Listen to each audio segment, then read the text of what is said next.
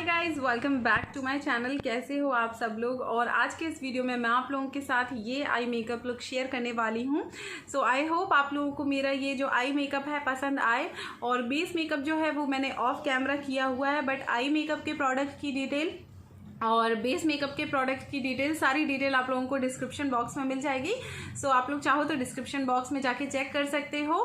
और अगर ये मेकअप लुक आप लोगों को पसंद आए, आई मेकअप लुक, तो प्लीज़ कमेंट करके ज़रूर बताइएगा। अच्छा लगे तो लाइक कर दीजिएगा, बुरा लगे तो डिसलाइक कर दीजिएगा, बट बताइएगा ज़रूर कि आप लोगों को कैसा लगा। और मेरा वीडियो अगर आप लोग फर्स्ट टाइम देख रहे हो तो मेक श्योर कर लीजिएगा कि आप लोगों ने मेरे चैनल को सब्सक्राइब कर रखा है, बेल बटन को भी हिट कर रखा है। नहीं किया है तो अभी कर दीजिएगा, ताकि आने वाली मेरी वीडियो से आप लोग अपडेटेड रहे, उनका नोटिफिकेशन आप लोगों को मिलता रहे। तो चलिए अब हम टाइम वेस्ट नहीं करते हैं और आप लोग इस वीडियो को एंजॉय कीजिए।